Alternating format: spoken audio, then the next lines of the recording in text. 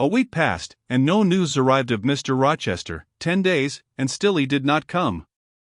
Mrs. Fairfax said she should not be surprised if he were to go straight from the Leas to London, and thence to the Continent, and not show his face again at Thornfield for a year to come. He had not unfrequently quitted it in a manner quite as abrupt and unexpected. When I heard this, I was beginning to feel a strange chill and failing at the heart. I was actually permitting myself to experience a sickening sense of disappointment, but rallying my wits, and recollecting my principles, I at once called my sensations to order, and it was wonderful how I got over the temporary blunder, how I cleared up the mistake of supposing Mr. Rochester's movements a matter in which I had any cause to take a vital interest. Not that I humbled myself by a slavish notion of inferiority, on the contrary, I just said, "You have nothing to do with the master of Thornfield, further than to receive the salary he gives you for teaching his protégé, and to be grateful for such respectful and kind treatment as, if you do your duty, you have a right to expect at his hands. Be sure that is the only tie he seriously acknowledges between you and him, so don't make him the object of your fine feelings, your raptures, agonies, and so forth. He is not of your order. Keep to your caste, and be too self-respecting to lavish the love of the whole heart, soul, and strength, where such a gift is not wanted and would be despised." I went on with my day's business tranquilly, but ever and anon vague suggestions kept wandering across my brain of reasons why I should quit Thornfield, and I kept involuntarily framing advertisements and pondering conjectures about new situations. These thoughts I did not think to check; they might germinate and bear fruit if they could. Mr. Rochester had been absent upwards of a fortnight, when the post brought Mrs. Fairfax a letter. "It is from the master," said she, as she looked at the direction. "Now I suppose we shall know whether we are to expect his return or not." And while she broke the seal and perused the document, I went on taking my coffee. We were at breakfast. It was hot, and I attributed to that circumstance a fiery glow which suddenly rose to my face. Why my hand shook, and why I involuntarily spilt half the contents of my cup into my saucer, I did not choose to consider. "Well, I sometimes think we are too quiet, but we run a chance of being busy enough now, for a little while at least," said Mrs. Fairfax, still holding the note before her spectacles. Ere I permitted myself to request an explanation, I tied the string of Adele's pinafore, which happened to be loose, having helped her also to another bun and refilled her mug with milk. I said, nonchalantly, "Mr. Rochester is not likely to return soon, I suppose?" "Indeed he is, in 3 days, he says. That will be next Thursday, and not alone either. I don't know how many of the fine people at the Leas are coming with him. He sends directions for all the best bedrooms to be prepared, and the library and drawing rooms are to be cleaned out. I am to get more kitchen hands from the George Inn, at Millcote, and from wherever else I can, and the ladies will bring their maids and the gentlemen their valets, so we shall have a full house of it." And Mrs. Fairfax swallowed her breakfast and hastened away to commence operations. The 3 days were, as she had foretold, busy enough. I had thought all the rooms at Thornfield beautifully clean and well arranged, but it appears I was mistaken. 3 women were got to help, and such scrubbing, such brushing, such washing of paint and beating of carpets, such taking down and putting up of pictures, such polishing of mirrors and lustres, such lighting of fires in bedrooms, such airing of sheets and featherbeds on hearths, I never beheld, either before or since. Adele ran quite wild in the midst of it. The preparations for company and the prospect of their arrival seemed to throw her into ecstasies. She would have Sophie to look over all her toilets, as she called frocks, to furbish up any that were passés, and to air and arrange the new. For herself, she did nothing but caper about in the front chambers, jump on and off the bedsteads, and lie on the mattresses and pile up bolsters and pillows before the enormous fires roaring in the chimneys. From school duties she was exonerated. Mrs. Fairfax had pressed me into her service, and I was all day in the storeroom, helping, or hindering, her and the cook, learning to make custards and cheesecakes and French pastry, to truss game and garnish dessert dishes. The party were expected to arrive on Thursday afternoon, in time for dinner at 6. During the intervening period I had no time to nurse chimeras, and I believe I was as active and gay as anybody, Adele excepted. Still, now and then, I received a damping check to my cheerfulness, and was, in spite of myself, thrown back on the region of doubts and portents, and dark conjectures. This was when I chanced to see the third-story staircase door, which of late had always been kept locked, open slowly, and give passage to the form of Gracepool, in prim cap, white apron, and handkerchief, when I watched her glide along the gallery, her quiet tread muffled in a list slipper, when I saw her look into the bustling, topsy-turvy bedrooms, just say a word, perhaps, to the charwoman about the proper way to polish a grate, or clean a marble mantelpiece, or take stains from papered walls, and then pass on. She would thus descend to the kitchen once a day, eat her dinner, smoke a moderate pipe on the hearth, and go back, carrying her pot of porter with her, for her private solace, in her own gloomy, upper haunt. Only 1 hour in the 24 did she pass with her fellow servants below. All the rest of her time was spent in some low-ceiled, oaken chamber of the second story. There she sat and sewed, and probably laughed drearily to herself, as companionless as a prisoner in his dungeon. The strangest thing of all was, that not a soul in the house, except me, noticed her habits, or seemed to marvel at them. No one discussed her position or employment. No one pitied her solitude or isolation. I once, indeed, overheard part of a dialogue between Leah and one of the charwomen, of which Grace formed the subject. Leah had been saying something I had not caught, and the charwoman remarked, "She gets good wages, I guess?" "Yes," said Leah, "I wish I had as good. Not that mine are to complain of, there's no stinginess at Thornfield, but they're not 1/5 of the sum Mrs. Poole receives. And she is laying by, she goes every quarter to the bank at Millcote. I should not wonder but she has saved enough to keep her independent if she liked to leave, but I suppose she's got used to the place, and then she's not 40 yet, and strong and able for anything. It is too soon for her to give up business." "She is a good hand, I dare say," said the charwoman. "Ah, she understands what she has to do, nobody better," rejoined Leah significantly, "and it is not everyone could fill her shoes, not for all the money she gets." "That it is not," was the reply. "I wonder whether the master—" The charwoman was going on, but here Leah turned and perceived me, and she instantly gave her companion a nudge. "Doesn't she know?" I heard the woman whisper. Leah shook her head, and the conversation was of course dropped. All I had gathered from it amounted to this, that there was a mystery at Thornfield, and that from participation in that mystery I was purposely excluded. Thursday came. All work had been completed the previous evening, carpets were laid down, bed hangings festooned, radiant white counterpanes spread, toilet tables arranged, furniture rubbed, flowers piled in vases. Both chambers and saloons looked as fresh and bright as hands could make them. The hall, too, was scoured, and the great carved clock, as well as the steps and banisters of the staircase, were polished to the brightness of glass. In the dining room, the sideboard flashed resplendent with plate. In the drawing room and boudoir, vases of exotics bloomed on all sides. Afternoon arrived. Mrs. Fairfax assumed her best black satin gown, her gloves, and her gold watch, for it was her part to receive the company, to conduct the ladies to their rooms, and see Adele, too, would be dressed, though I thought she had little chance of being introduced to the party that day at least. However, to please her, I allowed Sophie to apparel her in one of her short, full muslin frocks. For myself, I had no need to make any change. I should not be called upon to quit my sanctum of the schoolroom, for a sanctum it was now become to me, a very pleasant refuge in time of trouble.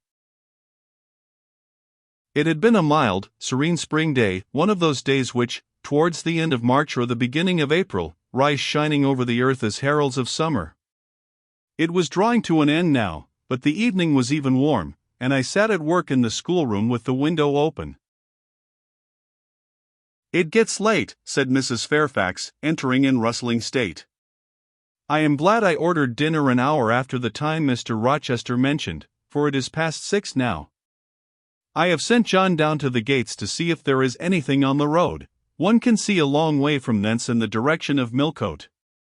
She went to the window. "Here he is," said she. "Well, John," leaning out, "any news?" "They're coming, ma'am," was the answer. "They'll be here in 10 minutes." Adele flew to the window. I followed, taking care to stand on one side, so that, screened by the curtain, I could see without being seen. The 10 minutes John had given seemed very long, but at last wheels were heard, for equestrians galloped up the drive, and after them came 2 open carriages. Fluttering veils and waving plumes filled the vehicles. 2 of the cavaliers were young, dashing-looking gentlemen. The third was Mr. Rochester, on his black horse, Messer, pilot bounding before him. At his side rode a lady, and he and she were the first of the party. Her purple riding habit almost swept the ground, her veil streamed long on the breeze, mingling with its transparent folds, and gleaming through them, shone rich raven ringlets. "Miss Ingram!" exclaimed Mrs. Fairfax, and away she hurried to her post below. The cavalcade, following the sweep of the drive, quickly turned the angle of the house, and I lost sight of it. Adele now petitioned to go down, but I took her on my knee, and gave her to understand that she must not on any account think of venturing in sight of the ladies, either now or at any other time, unless expressly sent for, that Mr. Rochester would be very angry, and see, some natural tears she shed on being told this, but as I began to look very grave, she consented at last to wipe them. A joyous stir was now audible in the hall, gentlemen's deep tones and ladies' silvery accents blent harmoniously together, and distinguishable above all, though not loud, was the sonorous voice of the master of Thornfield Hall, welcoming his fair and gallant guests under its roof. Then light steps ascended the stairs, and there was a tripping through the gallery, and soft cheerful laughs, and opening and closing doors, and, for a time, a hush. "Els Chang empty toilets," said Adele, who, listening attentively, had followed every movement, and she sighed. "Chez maman," said she, "quand elle voyait du monde, j'ai le souvice partout, salati de leurs chambres, souvent j'ai regardé les femmes de chambre coiffer et habiller les dames, et c'était si amusant, comme cela on apprend." "Don't you feel hungry, Adele?" "Mais oui, mademoiselle, voilà 5 heures que nous n'avons pas mangé." "Well now, while the ladies are in their rooms, I will venture down and get you something to eat." And issuing from my asylum with precaution, I sought a backstairs which conducted directly to the kitchen. All in that region was fire and commotion, the soup and fish were in the last stage of projection, and the cook hung over her crucibles in a frame of mind and body threatening spontaneous combustion. In the servants' hall 2 coachmen and 3 gentlemen stood or sat round the fire. The Abigails, I suppose, were upstairs with their mistresses. The new servants, that had been hired from Millcote, were bustling about everywhere. Threading this chaos, I at last reached the larder. There I took possession of a cold chicken, a roll of bread, some tarts, a plate or 2 and a knife and fork. With this booty I made a hasty retreat. I had regained the gallery, and was just shutting the back door behind me, when an accelerated hum warned me that the ladies were about to issue from their chambers. I could not proceed to the schoolroom without passing some of their doors, and running the risk of being surprised with my cargo of victuallage, so I stood still at this end, which, being windowless, was dark, quite dark now, for the sun was set in twilight gathering. Presently the chambers gave up their fair tenants one after another, each came out gaily and airily, with dress that gleamed lustrous through the dusk. For a moment they stood grouped together at the other extremity of the gallery, conversing in a key of sweet subdued vivacity. They then descended the staircase almost as noiselessly as a bright mist rolls down a hill. Their collective appearance had left on me an impression of high-born elegance, such as I had never before received. I found Adele peeping through the schoolroom door, which she held ajar. "What beautiful ladies!" cried she in English. "Oh, I wish I might go to them. Do you think Mr. Rochester will send for us by and by, after dinner?" "No, indeed, I don't. Mr. Rochester has something else to think about." "Never mind the ladies tonight, perhaps you will see them tomorrow. Here is your dinner." She was really hungry, so the chicken and tarts served to divert her attention for a time.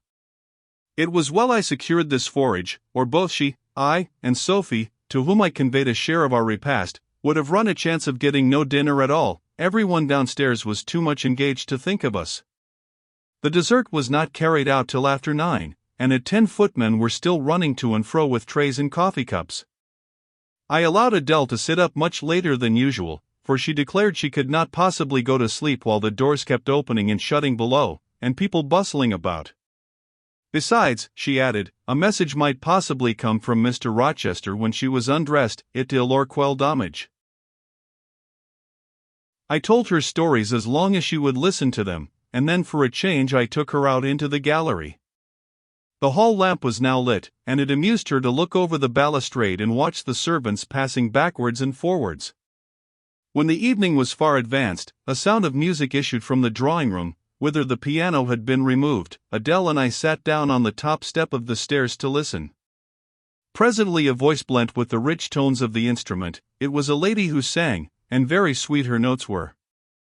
The solo over, a duet followed, and then a glee, a joyous conversational murmur filled up the intervals. I listened long. Suddenly I discovered that my ear was wholly intent on analyzing the mingled sounds, and trying to discriminate amidst the confusion of accents those of Mr. Rochester, and when it caught them, which it soon did, it found a further task in framing the tones, rendered by distance inarticulate, into words. The clock struck 11. I looked at Adele, whose head leant against my shoulder. Her eyes were waxing heavy, so I took her up in my arms and carried her off to bed. It was near 1 before the gentlemen and ladies sought their chambers. The next day was as fine as its predecessor. It was devoted by the party to an excursion to some site in the neighborhood. They set out early in the forenoon, some on horseback, the rest in carriages. I witnessed both the departure and the return. Miss Ingram, as before, was the only lady equestrian, and, as before, Mr. Rochester galloped at her side. The two rode a little apart from the rest. I pointed out this circumstance to Mrs. Fairfax, who was standing at the window with me. You said it was not likely they should think of being married, said I, but you see Mr. Rochester evidently prefers her to any of the other ladies. Yes, I dare say, no doubt he admires her. And she him, I added, look how she leans her head towards him as if she were conversing confidentially. I wish I could see her face, I have never had a glimpse of it yet.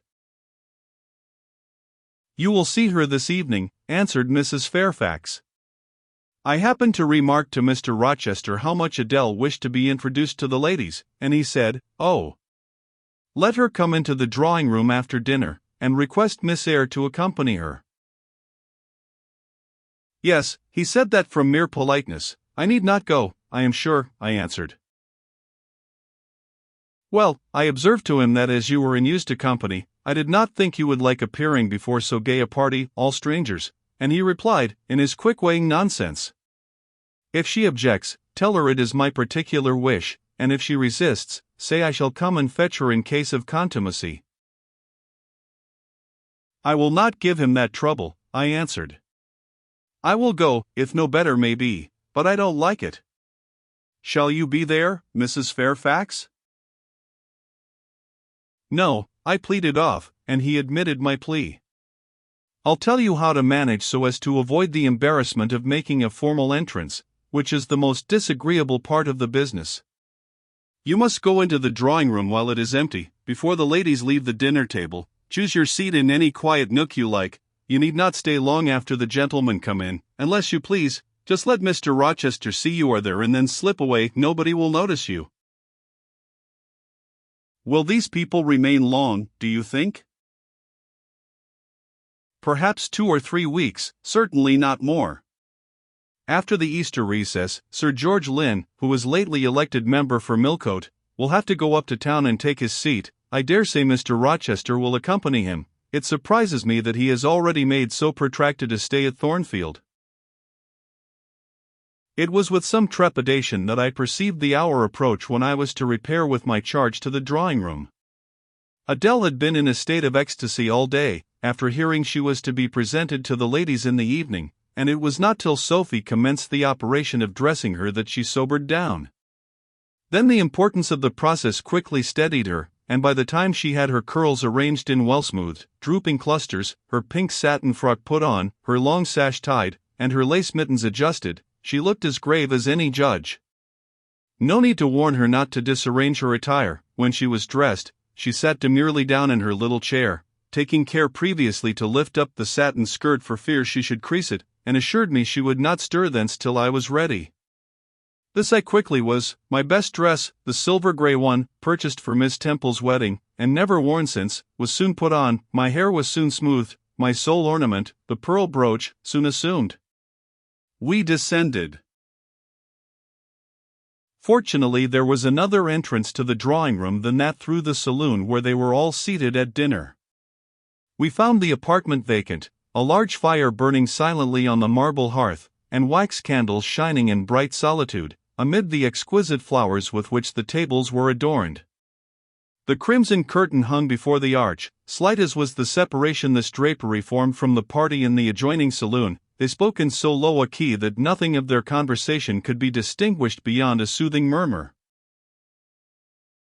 Adele, who appeared to be still under the influence of a most solemnizing impression, sat down, without a word, on the footstool I pointed out to her. I retired to a window seat, and taking a book from a table near, endeavored to read. Adele brought her stool to my feet. Ere long she touched my knee. "What is it, Adele?" "Je ne peux pas prendre un seul de ces fleurs magnifiques, mademoiselle? Seulement pour compléter ma toilette." "You think too much of your toilette, Adele, but you may have a flower." And I took a rose from a vase and fastened it in her sash. She sighed a sigh of ineffable satisfaction, as if her cup of happiness were now full. I turned my face away to conceal a smile I could not suppress. There was something ludicrous as well as painful in the little Parisienne's earnest and innate devotion to matters of dress. A soft sound of rising now became audible. The curtain was swept back from the arch. Through it appeared the dining room, with its lit luster pouring down light on the silver and glass of a magnificent dessert service covering a long table. A band of ladies stood in the opening. They entered, and the curtain fell behind them.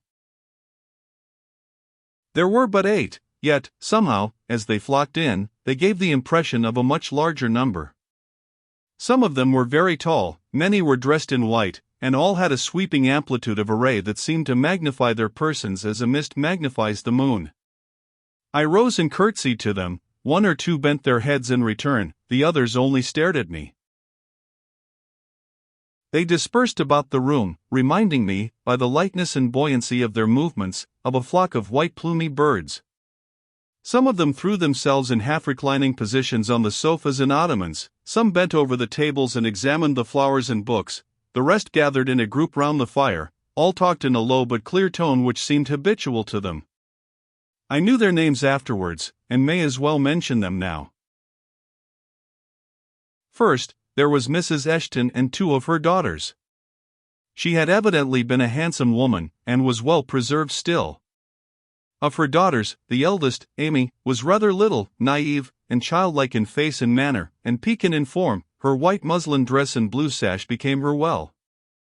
The second, Louisa, was taller and more elegant in figure, with a very pretty face, of that order the French term minois chiffon. Both sisters were fair as lilies.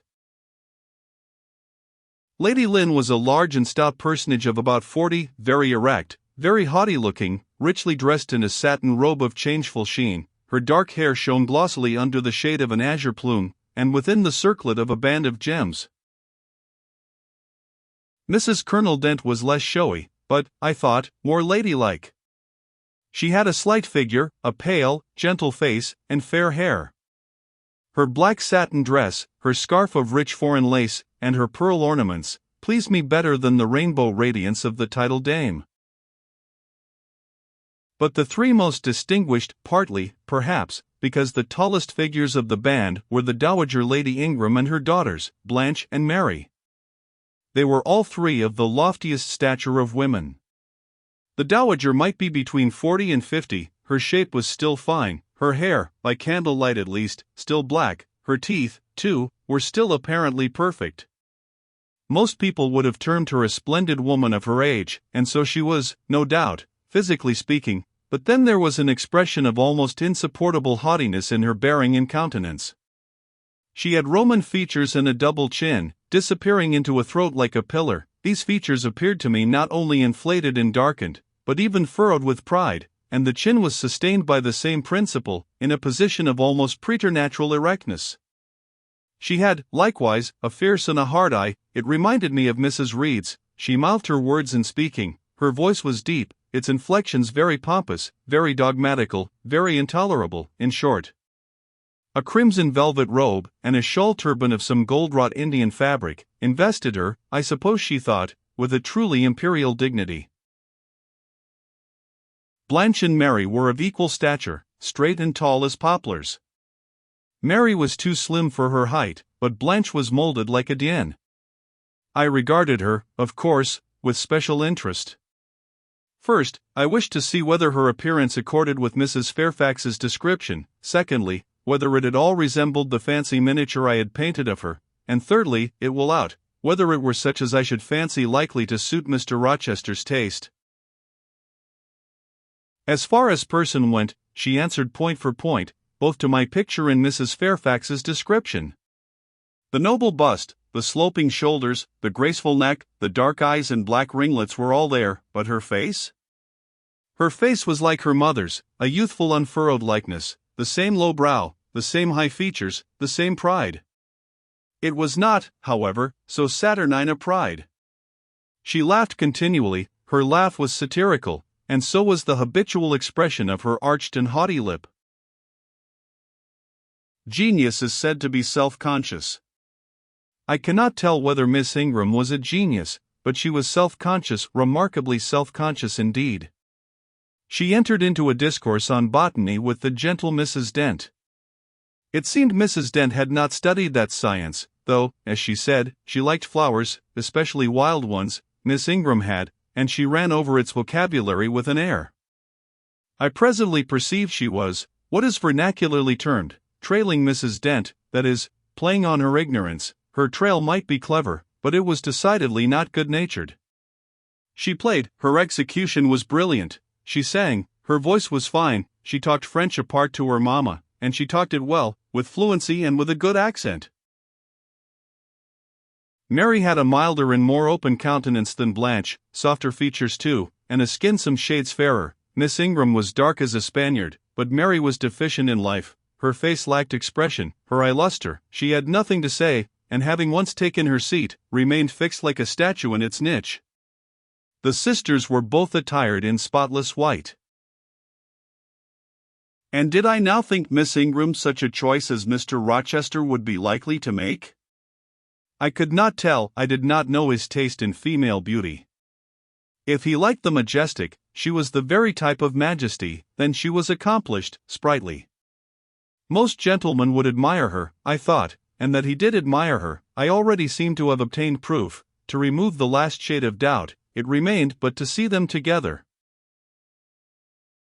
You are not to suppose, reader, that Adele has all this time been sitting motionless on the stool at my feet. No, when the ladies entered, she rose, advanced to meet them, made a stately reverence, and said with gravity,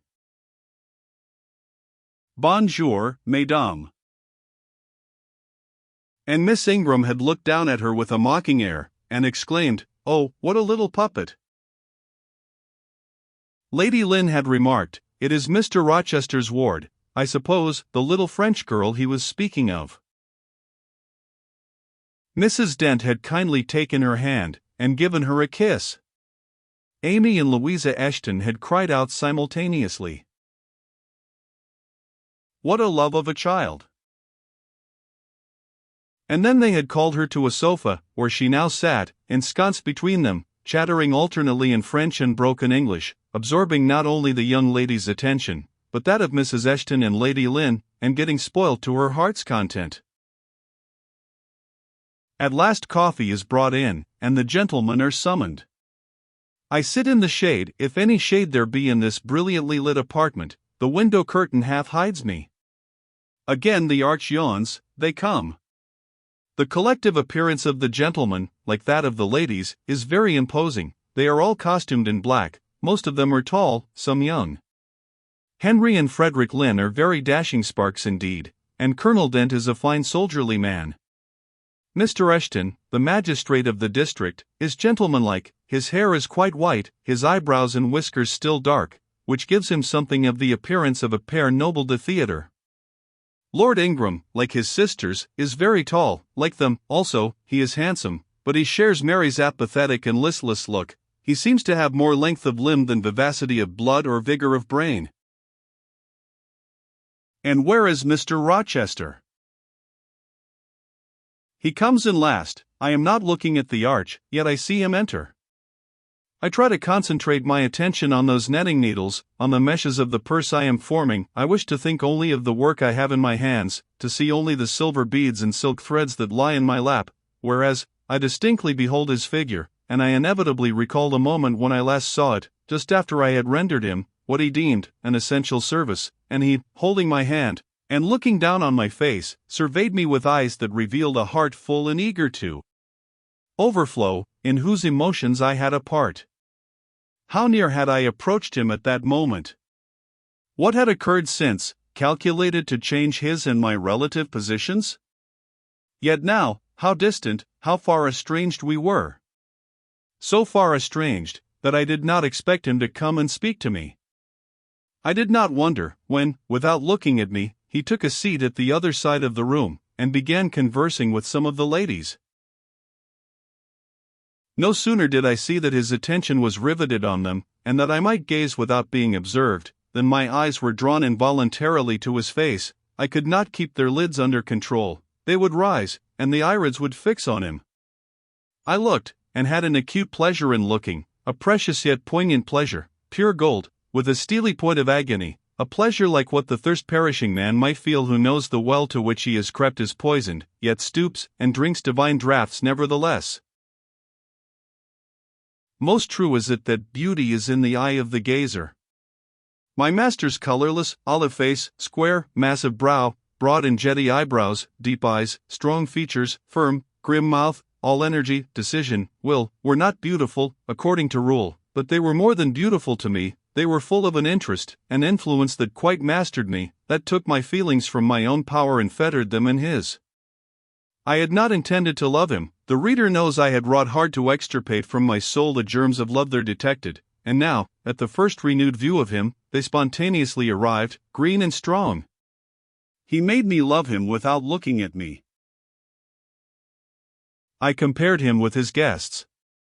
What was the gallant grace of the Lynns, the languid elegance of Lord Ingram, even the military distinction of Colonel Dent, contrasted with his look of native pith and genuine power?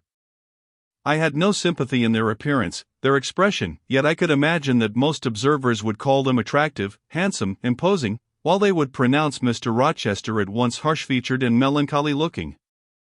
I saw them smile, laugh. It was nothing. The light of the candles had as much soul in it as their smile, the tinkle of the bell as much significance as their laugh. I saw Mr. Rochester smile, his stern features softened, his eye grew both brilliant and gentle, its ray both searching and sweet. He was talking, at the moment, to Louisa and Amy Eshton. I wondered to see them receive with calm that look which seemed to me so penetrating. I expected their eyes to fall, their color to rise under it, yet I was glad when I found they were in no sense moved. He is not to them what he is to me, I thought. He is not of their kind. I believe he is of mine. I am sure he is. I feel akin to him. I understand the language of his countenance and movements. Though rank and wealth sever us widely, I have something in my brain and heart, in my blood and nerves, that assimilates me mentally to him. Did I say, a few days since, that I had nothing to do with him but to receive my salary at his hands? Did I forbid myself to think of him in any other light than as a paymaster?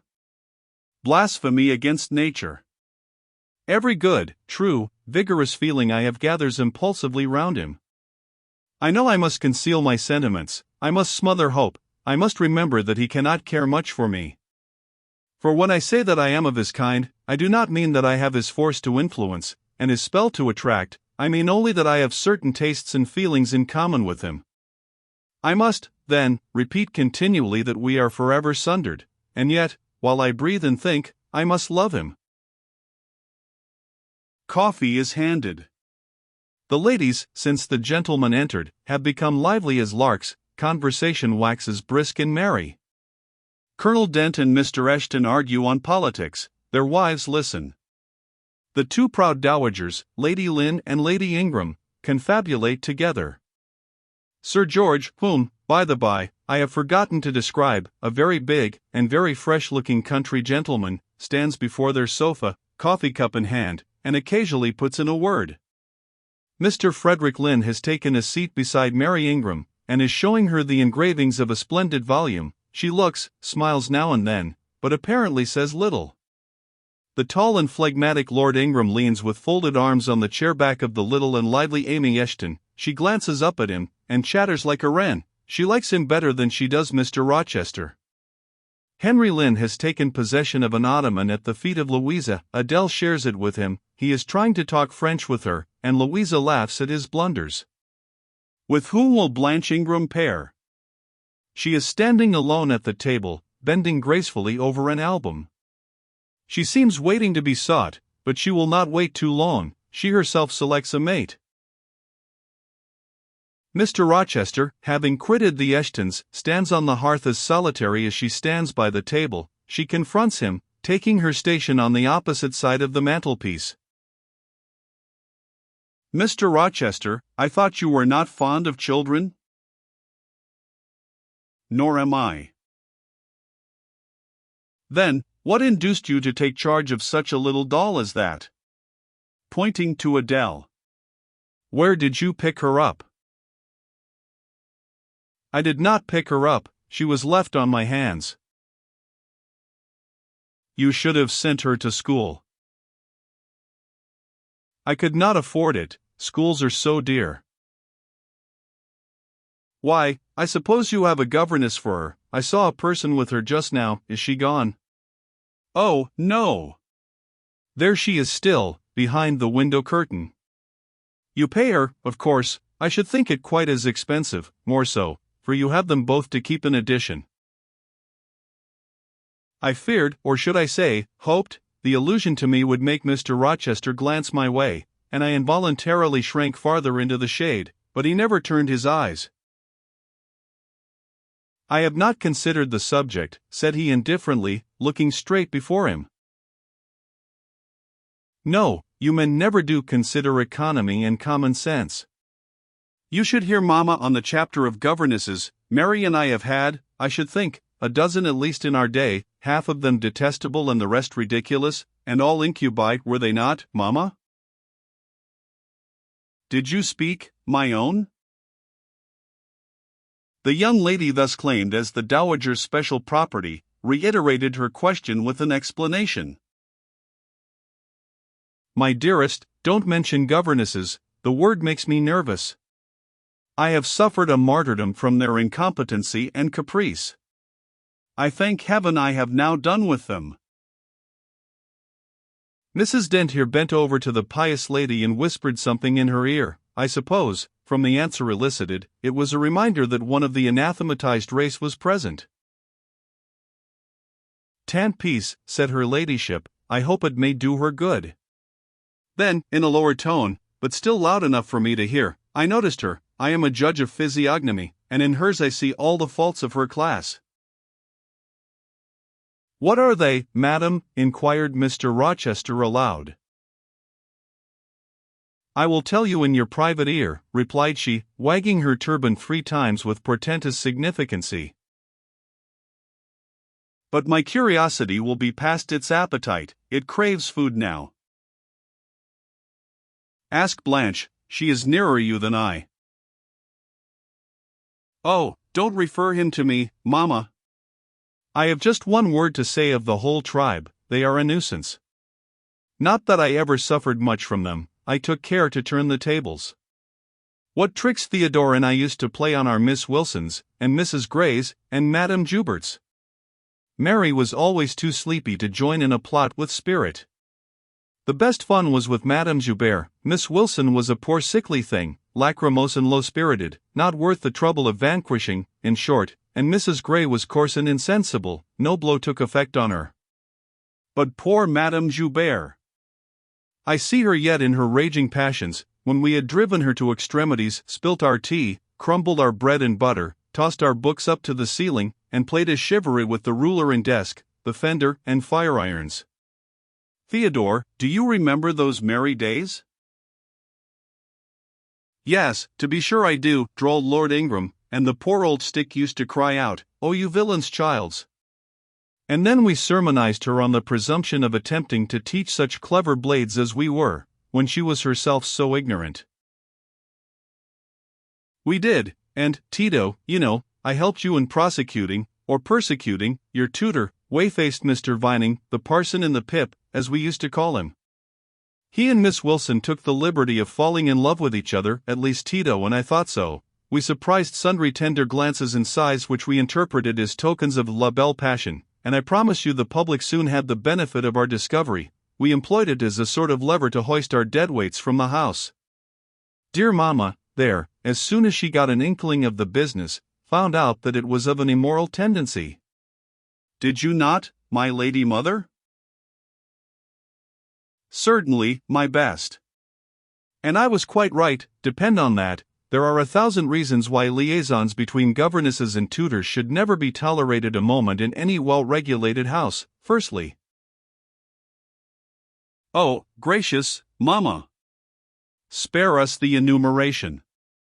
Arrest, we all know them, danger of bad example to innocence of childhood, distractions and consequent neglect of duty on the part of the attached, mutual alliance and reliance, confidence thence resulting, insolence accompanying, mutiny and general blow-up. Am I right, Baroness Ingram, of Ingram Park? My lily flower, you are right now, as always. Then no more need be said, change the subject. Amy Eshton, not hearing or not heeding this dictum, joined in with her soft, infantine tone. Louisa and I used to quiz our governess too, but she was such a good creature, she would bear anything, nothing put her out. She was never cross with us, was she, Louisa? No, never. We might do what we pleased, ransack her desk and her workbox, and turn her drawers inside out, and she was so good-natured, she would give us anything we asked for. I suppose, now, said Miss Ingram, curling her lip sarcastically, we shall have an abstract of the memoirs of all the governesses extant. In order to avert such a visitation, I again move the introduction of a new topic. Mr. Rochester, do you second my motion? Madam, I support you on this point, as on every other. Then on me be the onus of bringing it forward. Signor Eduardo, are you in voice tonight? Donna Bianca, if you command it, I will be. Then, Signor, I lay on you my sovereign behest to furbish up your lungs and other vocal organs, as they will be wanted on my royal service. Who would not be the Rizzio of so divine a Mary? A fig for Rizzio, cried she, tossing her head with all its curls, as she moved to the piano. It is my opinion the fiddler David must have been an insipid sort of fellow. I like Black Bothwell better. To my mind a man is nothing without a spice of the devil in him, and history may say what it will of James Hepburn, but I have a notion, he was just the sort of wild, fierce, bandit hero whom I could have consented to gift with my hand. Gentlemen, you hear. Now which of you most resembles Bothwell? Cried Mr. Rochester. I should say the preference lies with you, responded Colonel Dent. On my honor, I am much obliged to you, was the reply. Miss Ingram, who had now seated herself with proud grace at the piano, spreading out her snowy robes in queenly amplitude, commenced a brilliant prelude, talking meantime. She appeared to be on her high horse tonight. Both her words and her air seemed intended to excite not only the admiration, but the amazement of her auditors. She was evidently bent on striking them as something very dashing and daring indeed. Oh, I am so sick of the young men of the present day, exclaimed she, rattling away at the instrument. Poor, puny things, not fit to stir a step beyond Papa's park gates, nor to go even so far without Mamma's permission and guardianship. Creatures so absorbed in care about their pretty faces, and their white hands, and their small feet, as if a man had anything to do with beauty. As if loveliness were not the special prerogative of woman, her legitimate uppunnage and heritage. I grant an ugly woman is a blot on the fair face of creation, but as to the gentlemen, let them be solicitous to possess only strength and valor, let their motto be, hunt, shoot, and fight, the rest is not worth a fillip. Such should be my device, or I am an. Whenever I marry, she continued after a pause which none interrupted, I am resolved my husband shall not be a rival, but a foil to me. I will suffer no competitor near the throne, I shall exact an undivided homage, his devotion shall not be shared between me and the shape he sees in his mirror. Mr. Rochester, now sing, and I will play for you. I am all obedience, was the response. Here then is a Corsair song. Know that I dote on corsairs, and for that reason, sing it con spirito. Commands from Miss Ingram's lips would put spirit into a mug of milk and water. Take care, then, if you don't please me, I will shame you by showing how such things should be done. That is offering a premium on incapacity, I shall now endeavor to fail. Gardez-vous en bien. If you err willfully, I shall devise a proportionate punishment. Miss Ingram ought to be clement, for she has it in her power to inflict a chastisement beyond mortal endurance. Ha! Explain, commanded the lady. Pardon me, madam, no need of explanation, your own fine sense must inform you that one of your frowns would be a sufficient substitute for capital punishment. Sing, said she, and again touching the piano, she commenced an accompaniment in spirited style. Now is my time to slip away, thought I, but the tones that then severed the air arrested me.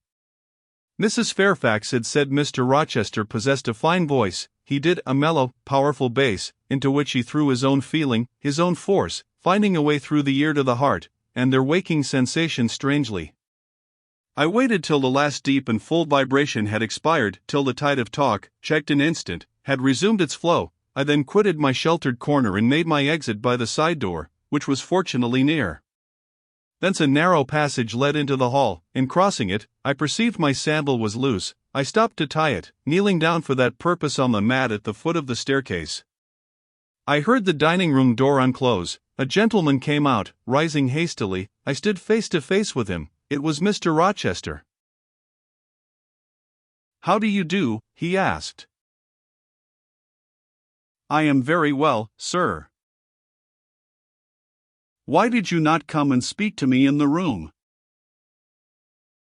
I thought I might have retorted the question on him who put it, but I would not take that freedom. I answered, "I did not wish to disturb you, as you seemed engaged, sir." "What have you been doing during my absence?" "Nothing particular, teaching Adele as usual." "And getting a good deal paler than you were, as I saw at first sight." "What is the matter?" "Nothing at all, sir." "Did you take any cold that night you half drowned me?" "Not the least." "Return to the drawing-room, you are deserting too early." "I am tired, sir." He looked at me for a minute. "And a little depressed," he said. "What about? Tell me." Nothing, sir. I am not depressed." "But I affirm that you are, so much depressed that a few more words would bring tears to your eyes. Indeed, they are there now, shining and swimming, and a bead has slipped from the lash and fallen onto the flag. If I had time, and was not in mortal dread of some prating prig of a servant passing, I would know what all this means. Well, tonight I excuse you, but understand that so long as my visitors stay, I expect you to appear in the drawing-room every evening. It is my wish, don't neglect it. Now go, and sends Sophie for Adele. Good night, Mike. He stopped, bit his lip, and abruptly left me.